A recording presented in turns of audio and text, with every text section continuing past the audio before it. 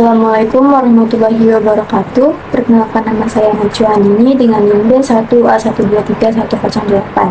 Di video kali ini saya akan membahas topik yang sangat penting dalam dunia ekonomi global, yaitu hukum perdagangan internasional. Dalam era globalisasi saat ini, perdagangan antar negara semakin meningkat dan pemahaman tentang hukum yang mengaturnya menjadi sangat krusial.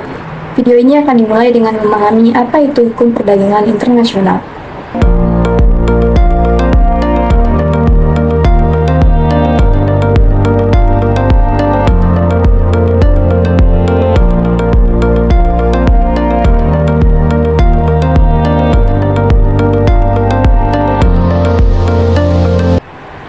Perdagangan internasional sendiri adalah perdagangan yang timbul dari akibat perbedaan kewarganegaraan penjual dan pembeli dengan lokasi perdagangan atau dengan mata uang yang digunakan dalam transaksi.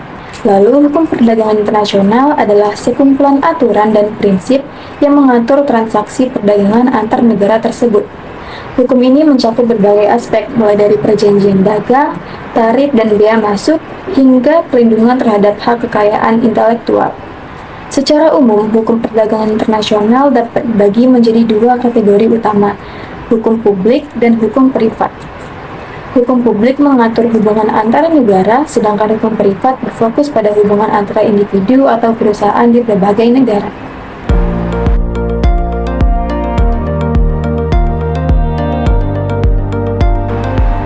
Ada beberapa prinsip dasar dalam hukum perdagangan internasional yang perlu diketahui. Yang pertama ada Most Favored Nation.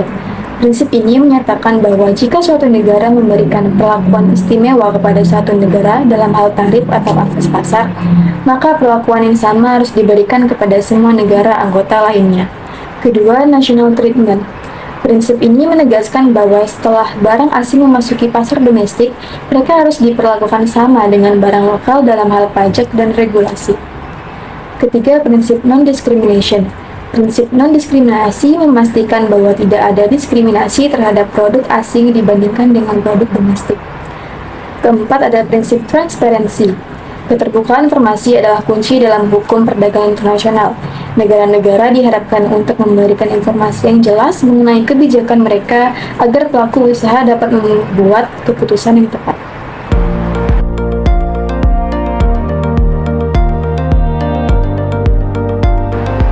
Kemudian ada beberapa istilah penting dalam konteks hukum perdagangan internasional, seperti ekspor dan impor yang merupakan kegiatan perdagangan internasional yang melibatkan jual beli barang atau jasa. Ekspor adalah menjual produk ke luar negeri, sedangkan impor adalah membeli produk dari luar negeri. Ada yang disebut Organisasi Perdagangan Dunia atau WTO, World Trade Organization. WTO adalah lembaga internasional yang bertugas untuk mengatur dan memfasilitasi perdagangan antar negara anggota. Melalui perjanjian-perjanjian ditetapkan oleh WTO, negara-negara dapat bernegosiasi untuk mengurangi hambatan perdagangan dan meningkatkan kerjasama ekonomi. Kemudian ada juga istilah dumping, yang merupakan praktik dagang yang dilakukan oleh eksportir dengan menjual barang di luar negeri dengan harga yang lebih murah dibandingkan harga di dalam negeri.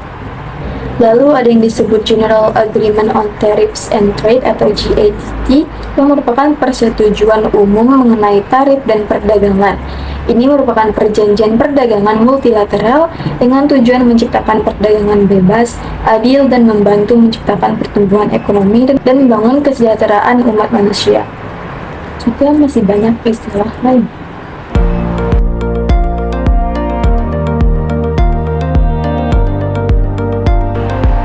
Tujuan utama dari hukum perdagangan internasional adalah untuk menciptakan lingkungan perdagangan yang adil dan transparan bagi semua pihak yang terlibat.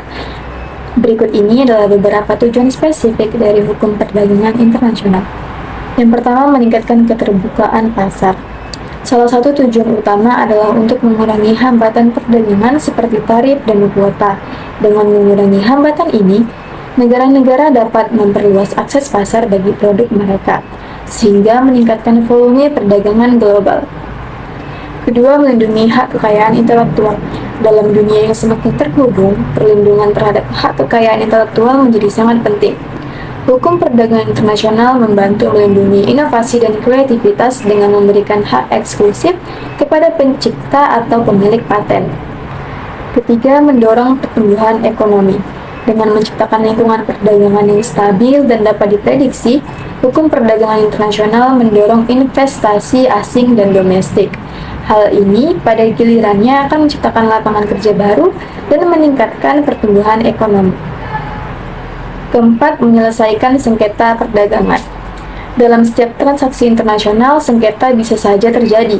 Hukum perdagangan internasional menyediakan mekanisme penyelesaian sengketa yang adil melalui lembaga seperti WTO, sehingga negara-negara dapat menyelesaikan konflik tanpa harus resort ke tindakan unilateral.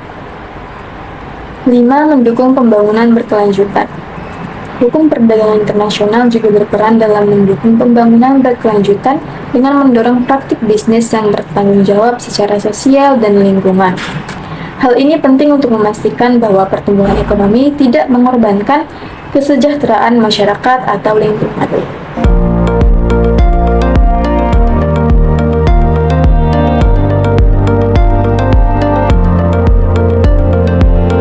Demikianlah pembahasan mengenai istilah, definisi, dan tujuan dari hukum perdagangan internasional.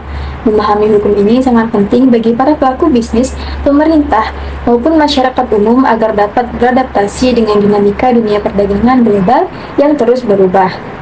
Saya harap video ini dapat memberikan wawasan baru bagi Anda tentang pentingnya hukum perdagangan internasional dalam kehidupan sehari-hari kita. Terima kasih telah menyaksikan. Wassalamualaikum warahmatullahi wabarakatuh.